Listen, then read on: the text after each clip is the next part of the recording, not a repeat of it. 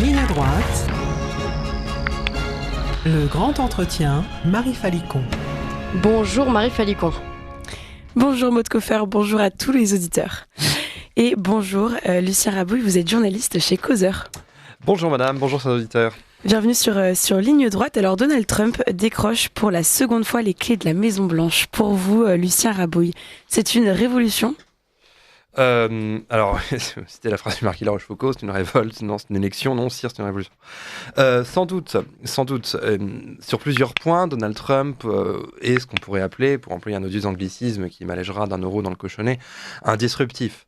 Un des premiers mots qu'il a prononcé alors qu'il vient d'être élu, donc lorsqu'il saluait ses partisans, était par exemple que l'Amérique allait amorcer un retrait de l'ensemble des conflits dans lesquels elle était engagée. Alors, pas l'ensemble effectivement, mais en tout cas pour une nation qui a été en guerre depuis quasiment l'origine de sa fondation, on voit que le basculement est assez vertigineux. Déjà, il y a l'incongruité de cette élection. George Cleveland, je crois, est le seul président qui avait été réélu après avoir été battu. En principe, la fonction présidentielle implique que dès lors qu'on est battu, on se retire comme le vieux Cincinnatus sur ses terres pour panser ses plaies et devenir une sorte de vieux sage. Le fait de revenir comme ça, en tout cas dans un régime présidentiel, est quelque chose de tout à fait inattendu et en plus inhabituel. Donc on pourrait multiplier les exemples et les arguments pour nous convaincre et convaincre les auditeurs du caractère inédit de la situation, en effet. Et alors, pour vous, c'était un vote justement de la part des Américains, plus de contestation, de ras-le-bol, ou bien véritablement d'adhésion ? Sans doute pas. Donald Trump a fait une campagne, alors même si on a retenu l'écume, et les esprits frivoles ont vu le phénomène Trump comme une espèce de provocation et d'outrance et de divertissement, il a fait quand même campagne sur des thèmes idéologiques très précis. Donald Trump est quelqu'un qui a été capable... avec un niveau de conscientisation qui nous échappe, puisque c'est d'abord et avant tout un intuitif, mais a été capable de conceptualiser. Depuis 2016-2015, il lance sa campagne en disant immigration, identité, retrait des conflits mondiaux, protectionnisme. Donc on est face à un courant idéologique, politique, on est au regard d'un courant politique et idéologique qui est extrêmement précis et extrêmement identifiable dans l'histoire des droites américaines. Et par rapport à son premier mandat 2016-2020, qu'est-ce qui pourrait changer avec le Trump de 2024 ? Alors 2016-2020, il arrache l'investiture de son parti et la hussarde devant les yeux ébahis d'ailleurs des élus et des cadres du parti républicain qui pendant toute la campagne, ne serait-ce que la campagne des primaires républicaines de 2015, étaient absolument incrédules. Rappelez-vous qu'il défie tous les pronostics, il a son parti contre lui. L'ancien président de la Chambre des représentants, Paul Ryan, quelques semaines avant l'élection, et ceci avant que n'éclate un scandale sexuel, vous vous rappelez le traitement qui est fait des stars, explique au cadre du parti en interne, on ne dépensera plus d'argent pour faire élire Donald Trump, l'élection présidentielle est pliée, concentrons-nous sur le Congrès, soyons un contre-pouvoir à la future présidence d'Hillary Clinton. Vous rappelez qu'il est élu, défiant tous les pronostics, au matin. Il a son parti contre lui. Il a également une enquête fédérale contre lui, qui va être lancée quelques semaines après par le procureur Mueller, et qui grève toute une partie de son mandat. Son premier cabinet était constitué de gens qui n'étaient pas sur sa ligne idéologique et politique. Le secrétaire d'État, comme le secrétaire à la Défense, Jim Mattis et l'ancien patron d'ExxonMobil, n'étaient pas du tout favorables à un retrait de l'Amérique des affaires du monde. Il était dans un splendide isolement dans le personnel politique américain. Il a dû tordre le bras du Congrès, tordre le bras de son parti, imposer ses vues avec d'ailleurs une certaine constance qui peut étonner, puisque souvent le président des États-Unis est élu par la base du peuple américain pour aller donner un peu un coup de pied dans les fesses de l'État fédéral de Washington et être un peu le super VRP de la plèbe américaine auprès des institutions fédérales, avant en général de se faire récupérer une fois qu'il est dans la place. C'est ce qui est arrivé à peu près tous les présidents des États-Unis depuis la Seconde Guerre mondiale. Donald Trump est peut-être le seul qui n'ait pas été récupéré justement par le marigot de Washington. Et ceci étonne, parce que les pressions ont été extrêmement fortes, parce qu'il était aussi extrêmement isolé. Alors comment est-ce qu'il a réussi à s'imposer au Congrès ? Comment est-ce qu'il a réussi à s'imposer à son parti pendant son premier mandat ? En s'appuyant directement sur la base et sur le peuple. Il se trouve que désormais il l'a. Il se trouve que le parti a été refait de fond en comble. Il y a encore une tendance du Parti républicain qui est héritier politique de George Bush et du vieux Parti républicain. Mais il a quand même des relais désormais au Parlement. Il a quand même beaucoup moins isolé qu'il pouvait l'être en 2016.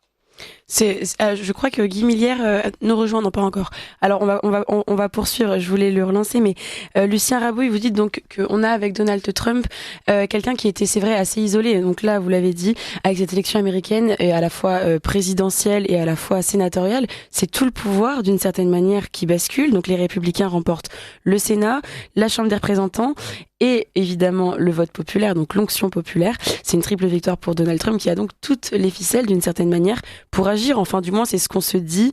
Mais pour autant, est-ce que le grand nettoyage du fameux deep state dont on parle, de l'État profond, peut commencer? Est-ce qu'il pourra vraiment agir contre cet État qui semble si fort de l'intérieur? Effectivement, le Congrès a, contrairement au Parlement en France, jusqu'à un passé très récent, une existence politique. Il n'y a pas $1 d'argent fédéral qui ne fasse l'objet d'un vote de la Chambre des représentants. Par ailleurs, le Sénat est maître pour les nominations à des postes importants et également pour les traités. Donc, un président sans Congrès, il lui reste un mandat de veto. Rappelez, ce qui n'est après tout pas rien, puisque ça le force à négocier constamment avec le Parlement, mais rappelez-vous de ce qu'a été le second mandat d'Obama, où aucun des dossiers sur lesquels il s'était fait réélire en 2012 n'a pu avancer, typiquement la régulation du port d'armes. Pourquoi le Congrès lui était hostile, et doublement hostile à partir de 2014, puisqu'il avait une super majorité républicaine. Là, Donald Trump a une majorité qui n'exclut pas tout à fait les blocages, puisqu'il faut 60 sénateurs pour lever toute obstruction et tout blocage, il en a 55, ce qui est beaucoup. Par ailleurs, même si les résultats tombent au compte-gouttes, il ne fait guère de doute que les républicains devraient être majoritaires à la Chambre des représentants. Pour ce qui est de l'État profond, en France, nous avons un État qui obéit à une certaine neutralité politique. Les fonctionnaires sont recrutés non pas sur la base d'un entretien, de nomination, de proximité personnelle, mais sur la base, vous savez, d'un concours. Par ailleurs, c'est la raison pour laquelle les ministres ont des cabinets. Les cabinets qui les distinguent de l'administration. L'administration étant neutre, le cabinet étant politisé, il arrive avec le ministre, il repart avec lui. Ce n'est pas le cas aux États-Unis. Aux États-Unis, l'État est constitué par une sorte de société civile de banque, vous voyez, qui fait que les intérêts publics et les intérêts privés, du moins en théorie, c'est le cas en France, mais ne sont pas aussi bien dissociés, ce qui du coup irrite profondément le peuple américain. Alors, nettoyer le deep state, disons que l'Amérique aura toujours des intérêts permanents. Il ne faut pas non plus surestimer le poids d'un changement politique et d'une alternance aux États-Unis. Ce qu'on appelle le deep state, c'est aussi des éléments de continuité qui sont inhérents à toute grande puissance et à toute nation qui ne va pas bousculer son architecture géostratégique au prétexte d'une élection. Donnons un exemple. Ce que souhaite faire Donald Trump et ce qu'a accompli Donald Trump en multipliant les partenariats et les alliances géostratégiques en Asie du Sud-Est, dans une sorte de politique de containment de la puissance chinoise, avec le Vietnam, renforçant l'armement de Taïwan, bientôt avec la Nouvelle-Guinée, et ainsi de suite. Bon. Eh bien, tout cela avait été théorisé sous la présidence d'Obama, ce qu'on appelait le fameux pivot asiatique. Tout ça n'a pas été remis en cause par Joe Biden. Comme Joe Biden n'a pas remis en cause la renégociation des accords commerciaux avec l'ALENA et avec le Mexique, comme Joe Biden était également revenu sur une politique un poil plus répressive en matière d'immigration dans la seconde partie de son mandat.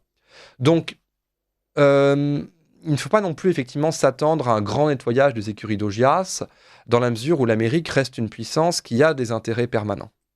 Alors on va revenir évidemment sur tous ces sujets, mais en attendant, on va accueillir Guy Millière qui vient de nous rejoindre. Bonjour Guy Millière. Bonjour. Merci d'être sur Ligne Droite. Je précise pour nos auditeurs que vous êtes donc Senior Fellow au Gaston Institute à New York et à l'American Freedom Alliance à Los Angeles. Et puis vous êtes l'auteur de nombreux ouvrages sur les États-Unis, notamment sur le désastre Obama, l'administration Biden, sur Trump et dernièrement un livre très complet, Après l'Amérique, pourquoi l'élection présidentielle du 5 novembre 2024 pourrait être la dernière élection démocratique aux États-Unis. Et justement, il semblerait que donc vos prédictions de victoire pour Donald Trump aient été accomplies, aient été réalisées alors que tous les médias prédisaient la victoire de Kamala Harris. Vous, Guy Millière, vous étiez très serein. Je vous ai reçu mardi sur Ligne Droite. Comment est-ce que vous expliquez cette victoire de Donald Trump? Est-ce que vous pouvez nous donner vos premières impressions? Je dirais que vivant aux États-Unis, je voyais parfaitement le contexte tel qu'il était et je dirais qu'il y avait d'une part, et c'est un aspect fondamental, le fait que l'inflation a créé des gros problèmes de pouvoir d'achat, en particulier dans les classes relativement pauvres de la société américaine, dans les classes moyennes inférieures. Je dirais que si je regarde mon propre budget, et bon, c'est un exemple parmi d'autres, je dois dépenser à peu près $1 000 par mois de plus qu'au début de la présidence de Joe Biden. Et je dirais que pour des gens qui gagnent par exemple $3 000 par mois, cela crée des problèmes financiers absolument énormes. Donc c'était un point extrêmement important et qui était très très largement sous-estimé dans la plupart des médias français. Le deuxième point extrêmement important, cela était l'afflux d'immigrants clandestins que l'on a laissé rentrer et que l'on a parfois installés dans les grandes villes. Et je dirais que cela a fait monter la délinquance et l'insécurité parce que parmi ces immigrants, il y avait beaucoup de gens qui avaient fait partie de gangs qui avaient été démantelés sous Donald Trump et qui ont pu rentrer à nouveau dans le pays. Et je dirais que la campagne qu'a menée Kamala Harris a essayé de faire l'impasse sur ces sujets. Elle a attribué l'inflation, elle a dû parler quand même de l'inflation, elle l'a attribué au fait que les entreprises alimentaires et les supermarchés voulaient faire des surprofits, ce qui est complètement absurde comme discours parce que tous les employés de supermarchés, par exemple, savent que les supermarchés font des profits qui se montent à 1,4, entre 1,4 et 1,7% du prix auquel les produits sont vendus. Donc je dirais que cette campagne des démocrates n'a pas marché et surtout je dirais que beaucoup d'Américains ont parfaitement vu, ce qui n'est pas dit en France, que la façon dont Donald Trump a été attaqué sans cesse reposait sur une politisation de la justice et donc sur une remise en cause très grave des institutions américaines. Les démocrates ont dit que l'élection devait se jouer sur la démocratie et je dirais que sur ce plan, ils ont diffamé Donald Trump qui n'a jamais porté atteinte à la démocratie américaine, mais par contre beaucoup de républicains se sont considérés attaqués. Ils se sont dit la façon dont on s'en prend à Donald Trump par la politisation de la justice, c'est quelque chose qui constitue un très grave dévoiement des institutions. Donc il y a eu un rejet massif de la politique menée par l'administration Biden et puis un rejet aussi de tout ce que l'on appelle le wokisme, c'est-à-dire le fait que l'on a introduit dans les écoles la théorie du genre, le prosélytisme pour la transsexualité, la théorie critique de la race qui disait que les blancs étaient par essence suprématistes et développaient une suprématie raciale. Tous ces éléments ont été rejetés et je dirais que ce qui se passe ne doit pas être sous-estimé. Il y a vraiment un rejet de toute la politique qui a été menée par la gauche et ce rejet est très profond. Et je dirais que le Parti démocrate va devoir s'adapter à cette situation, se remettre en cause, se réformer. S'il ne le fait pas, il va avoir des très gros problèmes pendant longtemps. L'essentiel du peuple américain, et ça se voit par le fait que des minorités ethniques sont en train de glisser dans une direction différente. Le peuple américain veut garder les valeurs fondamentales de la société américaine et veut retrouver ces valeurs, veut que ces valeurs cessent d'être menacées. Et j'entendais que vous parliez de l'État profond. Il y a effectivement un État profond qui a été installé très largement sous Barack Obama et qui est resté en place. Lorsque j'ai fait l'émission avec vous il y a quelques jours, j'ai expliqué que depuis 1960, depuis la création de la nouvelle gauche, il y avait eu une volonté de mettre en place une infiltration dans toutes les institutions qui a commencé par les universités, qui s'est continuée dans d'autres domaines, qui a continué dans les médias et qui a abouti au Parti démocrate et qui a transformé le Parti démocrate.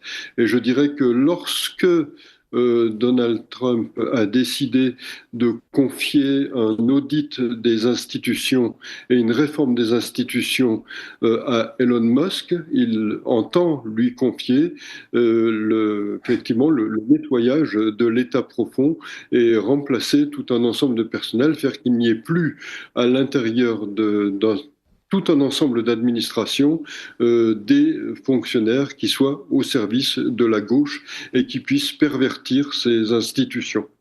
Donc, vous pensez, Guy Millière, effectivement, que Donald Trump pourra agir en remplaçant tous les juges idéologues, les juges rouges qui sont aujourd'hui à la tête aux États-Unis, notamment mettre à mal cette nouvelle gauche américaine dont vous parlez justement dans votre livre, et peut-être enclencher une contre-révolution anti-woke. Pour vous, il y aura cette action ensuite, après cette victoire de Donald Trump aux États-Unis? Oui, c'est tout à fait son intention et je pense qu'il entend s'en donner les moyens.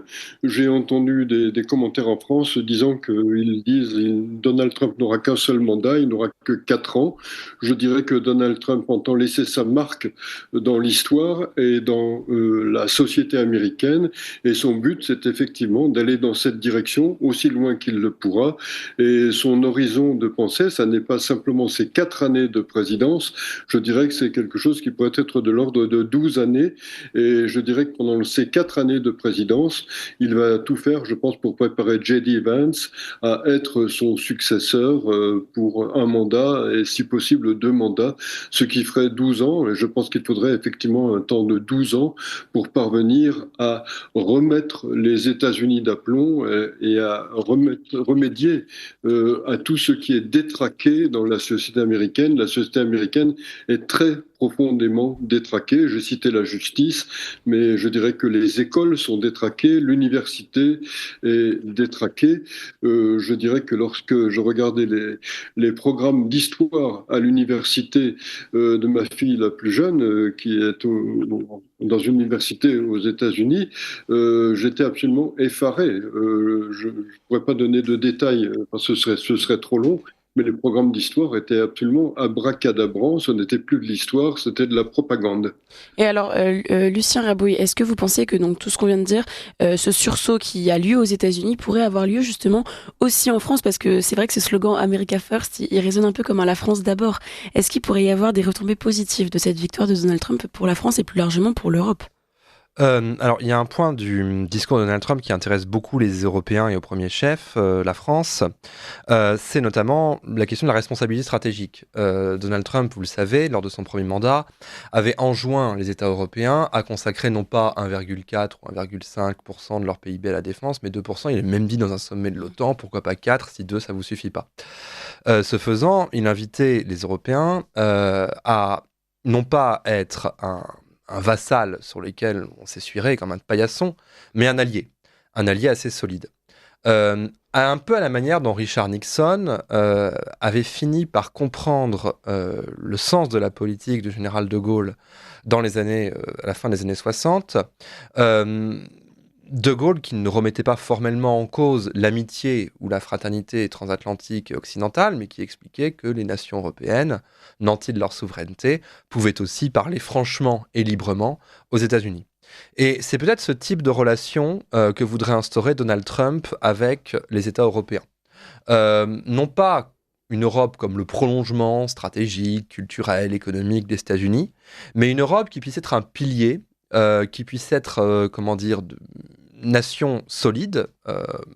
Discours de Donald Trump, après tout, peut aussi nous faire comprendre de la réalité des enjeux du monde.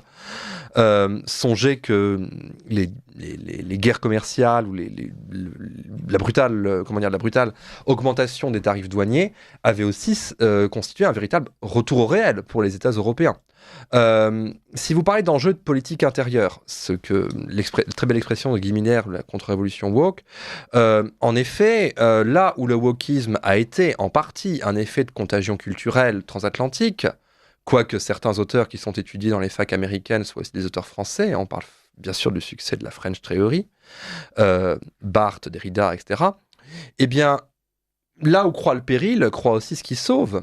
Et beaucoup d'étudiants français, Guy Millière donnait l'exemple donc, de sa fille qui est étudiante aux États-Unis, mais on connaît beaucoup d'étudiants français qui ont fait un MBA, qui ont fait une année à l'étranger, et qui ont vu ce qu'était une faculté américaine. Et qui nous disent, mais on ne veut surtout pas de ça en France. Aborder la langue, la pensée, la philosophie, la biologie comme étant forcément quelque chose d'arbitraire, qui s'inscrit dans un rapport de domination, qu'il conviendrait à tout prix de déconstruire. On y est un petit peu en France. Tout donner de connaissances, toute donnée de langue, toute donnée de culture est forcément vue comme un objet de distinction sociale, visant à dominer, à humilier, à réduire en esclavage, que sais-je encore. Bon, il y a comme ça un petit tour d'esprit qui existe en France. Bon. Mais aux États-Unis, ça a été systématisé, institutionnalisé. C'est ce qu'il faut dire si vous êtes bon élève des facultés occidentales, si vous voulez avoir votre diplôme, un job et la garantie d'une ascension sociale. Donc effectivement, les Américains voient ça, toujours. Donc ils sont forcés de boire le calice jusqu'à la lie. Et il n'est pas étonnant qu'une réaction aussi spectaculaire, et ceux qui vivent aux États-Unis pouvaient effectivement s'y attendre, advienne aujourd'hui. Quant à l'effet sur le continent européen, il est probable que si la révolution woke est en partie imbibée en Europe, ça critique également. Alors, on va parler encore des conséquences, mais cette fois-ci plus pour le monde guimilière. Quelle pourrait être la place effectivement des États-Unis sur la scène internationale, puisqu'on a l'impression d'une rupture avec ce messianisme américain, cet interventionnisme qui est une vision qui a quand même façonné les États-Unis d'aller au-delà des mers. Est-ce un repli sur soi que va opérer effectivement Donald Trump, et quel sera donc leur rôle? Seront-ils toujours, le sont-ils déjà encore? C'est une autre question, mais les gendarmes du monde, et pourront-ils d'ailleurs peser sur la résolution des conflits mondiaux, que ce soit en Ukraine ou en Israël? Oui, je dirais qu'on a tendance à dire en France que Donald Trump va être isolationniste. Donald Trump n'a jamais été isolationniste. Donald Trump est intervenu sur la scène mondiale avec force et avec détermination. Je dirais qu'il suffit de regarder ce qui s'est passé au Proche-Orient. Dès le début de sa présidence, Donald Trump a voulu régler les problèmes du Proche-Orient en faisant deux choses. D'une part, en se donnant les moyens d'isoler et d'asphyxier petit à petit le régime iranien, et d'autre part, en mettant en place une protection d'Israël et en créant des liens entre Israël et le monde sunnite. Je dirais que dès la première année de la présidence de Donald Trump, il y a eu un sommet à Riyad où Donald Trump a réuni tous les chefs d'État du monde arabe sunnite et leur a dit « Je vous protégerai contre l'Iran, mais cessez de financer l'islamisme et le terrorisme islamique et pensez à votre avenir, pensez à l'après-pétrole et considérez que vous devez vous doter de technologies, de réformes économiques, et vous avez dans la région un pays qui est très avancé technologiquement, qui est Israël. Au terme de tout cela, il y a eu les accords d'Abraham. Donc de ce côté-là, Donald Trump est intervenu d'une manière claire, nette et précise. Par rapport à la Russie, il a aussi décidé d'endiguer la Russie, et je dirais qu'il a tenu des discours très précis qui ont fait que Vladimir Poutine, qui raisonne d'une manière cynique et en termes de rapport de force, a parfaitement compris que s'il envahissait l'Ukraine, il y aurait d'énormes problèmes, et donc Vladimir Poutine n'a pas bougé. Et je dirais qu'un gros signal lui a été envoyé par Donald Trump en Syrie. En Syrie, Donald Trump s'est donné les moyens d'éliminer ce qu'on a appelé Daesh en France, l'État islamique. Et je dirais qu'à un moment donné, il y avait des mercenaires russes en Syrie, et ces mercenaires ont tenté d'attaquer une base qui était tenue par les forces spéciales américaines. Les mercenaires en question ont été tués par centaines en moins de 24 heures. Et donc je dirais que Vladimir Poutine n'en a pas du tout parlé, mais il a parfaitement reçu le message, et il a compris ce que signifiait le message.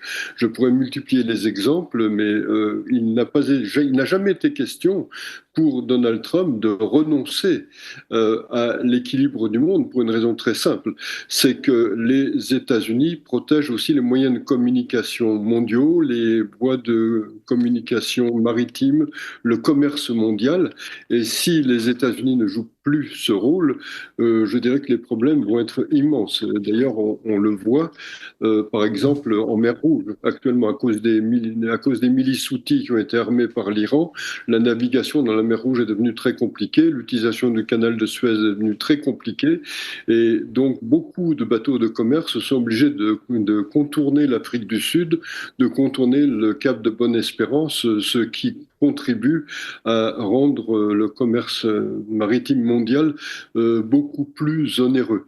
Donc Donald Trump a toujours pris cela en compte, et il a aussi pris en compte des choses comme le prix du pétrole. Sous Donald Trump, le prix du pétrole a baissé parce qu'il a produit beaucoup de pétrole, et la baisse du prix du pétrole a donné un poids beaucoup plus grand au monde occidental. Cela a créé des problèmes à la Russie, cela a créé des problèmes à l'Iran. Et je dirais que si le prix du pétrole n'avait pas doublé, il aurait été beaucoup plus difficile à Vladimir Poutine d'envahir l'Ukraine. Et le prix du pétrole a doublé grâce ou à cause de la politique menée par Joe Biden.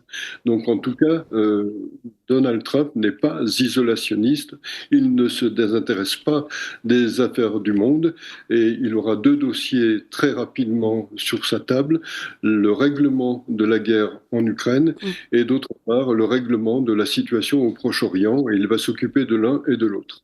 Alors, Lucien Rabouille, vous nous parliez tout à l'heure effectivement des relations transatlantiques, de leur avenir. Vous disiez que pour nous, Européens, nous ne serions plus vus comme des vassaux, mais peut-être comme des alliés solides pour les États-Unis. On vient de parler avec Guy Millière des conséquences pour le monde et de la place des États-Unis sur la scène internationale. Est-ce que vous voulez nous en dire un mot et aussi nous parler peut-être de cette nouvelle guerre commerciale qui va se profiler avec cette victoire de Donald Trump ?